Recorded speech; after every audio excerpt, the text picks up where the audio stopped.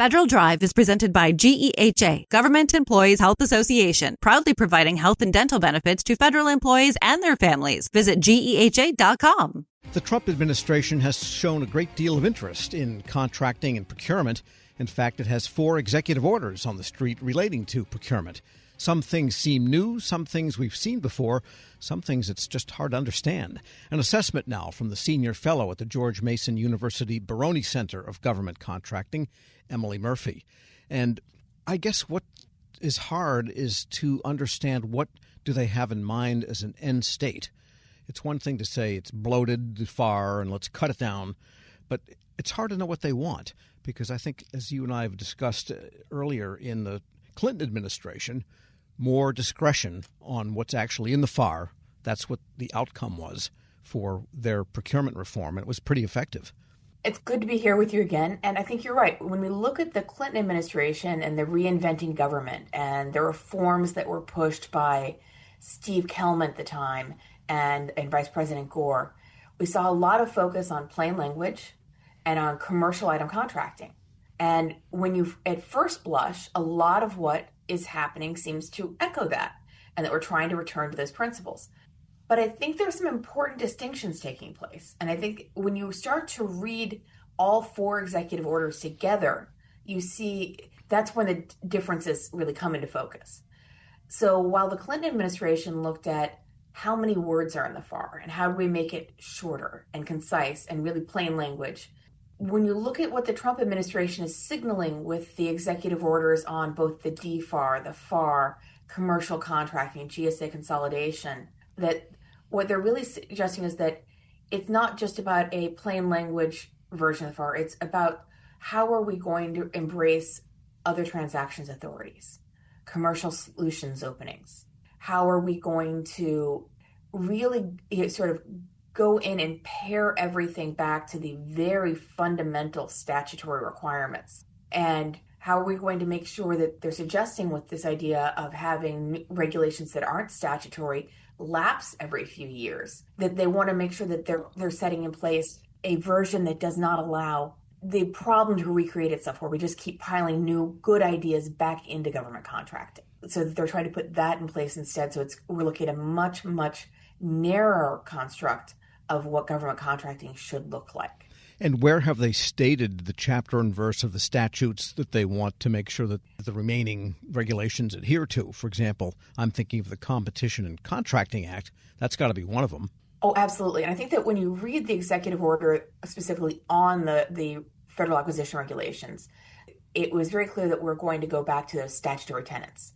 And I think if you were to look at the guiding principles, competition has got to be one of the guiding principles of acquisition reform. Interestingly, though, while the Clinton administration said that to commercialize, we were going to take authority away from GSA and spread it out among other agencies, in order to insist on commercialization, the Trump administration is actually putting everything back at GSA and giving them greater control over how contracting is done, so that they can ensure that we are really using those commercial type contracts.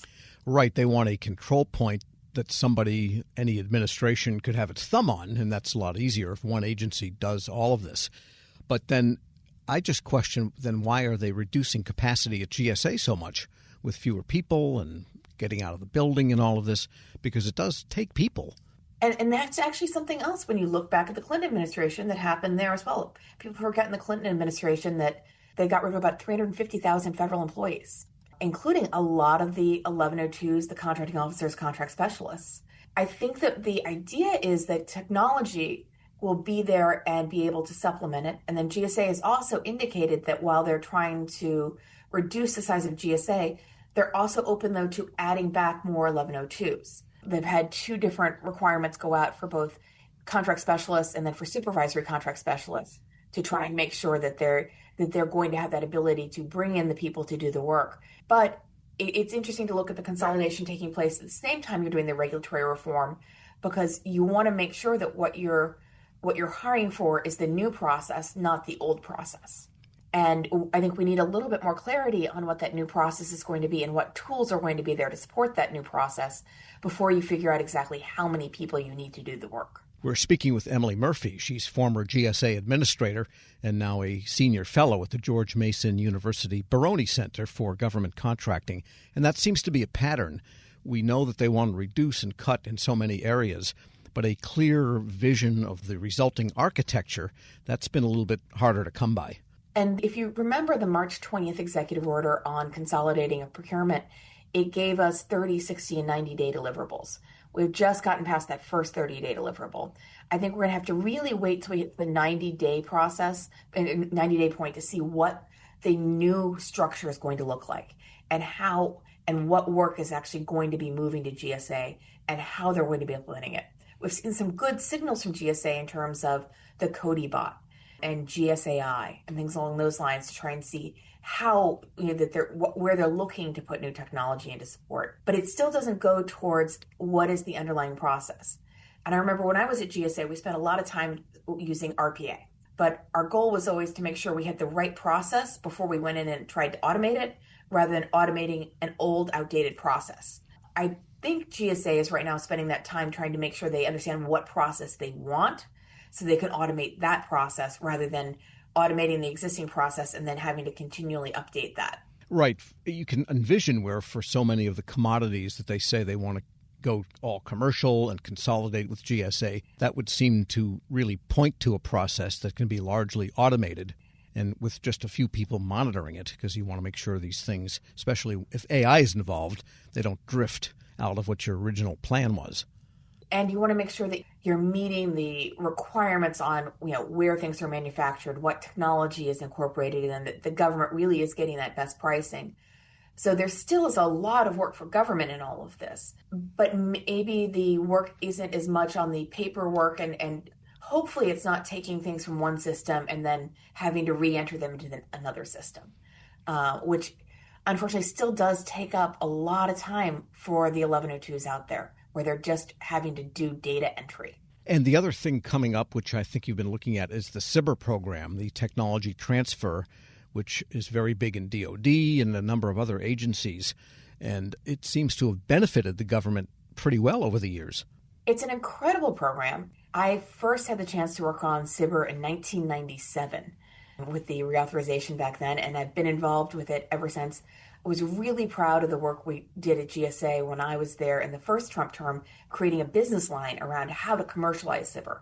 And it's been very, very successful in bringing in more and more work, and not just bringing in work to GSA, but taking the R&D that the government has funded at low dollar values. I mean, SBIR is not an expensive program at all, but getting that then reused across multiple agencies, which has always been one of the problems with the program. Now, there are two things that I'm watching, though. First, the program itself, the authorization lapses on September 30th.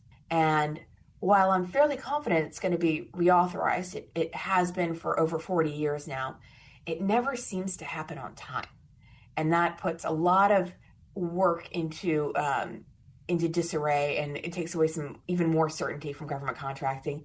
And those non-commercial companies that we're trying to bring into the government, we sometimes lose them at that point because we've made it so hard.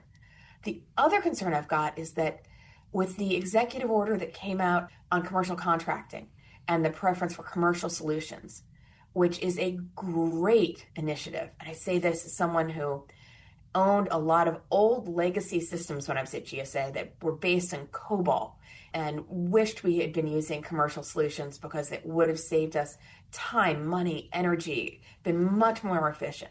So completely understand why the administration is pushing that direction, thinks it's the right way to be pushing.